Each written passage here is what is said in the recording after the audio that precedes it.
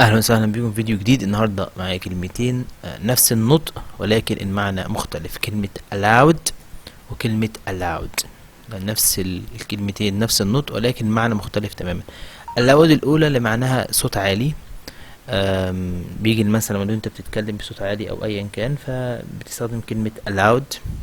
الكلمة التانية وهي allowed هي مسموح بيه بشيء معين. تعال ناخد مثال. He read her letter aloud to the rest of the family.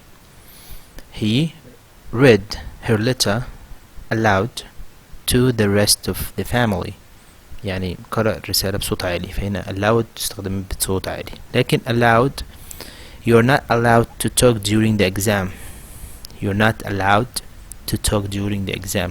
لا يسمح لك بالتحدث أثناء الامتحان. ده الفرق ما بين كلمتين نفس النطق ولكن المعنى مختلف، allowed و allowed. تعال ناخد exercise. عندي جملتين. there is no smoking anywhere on the school premises. الجملة التانية children love to have stories read to them. طبعا في كلمة هنا، في جملة هنا هتاخد allowed اللي هي بمعنى صوت عالي، والجملة التانية او الجملة في جملة هتاخد كلمة allowed اللي هو المسموح به. هديكوا 3 ثواني تفكروا.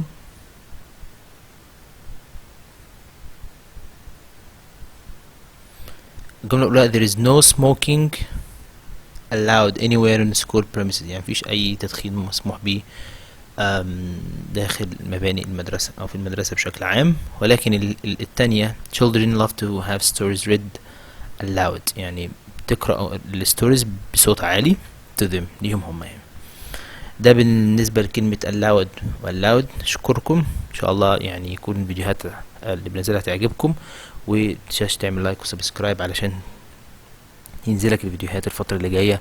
الفرق ما بين الكلمات اللي هي بتكون قريب جدا في النطق أو نفس النطق ولكن مختلفة في المعنى. أشكركم وأشوفكم الفيديو الجاي. السلام عليكم.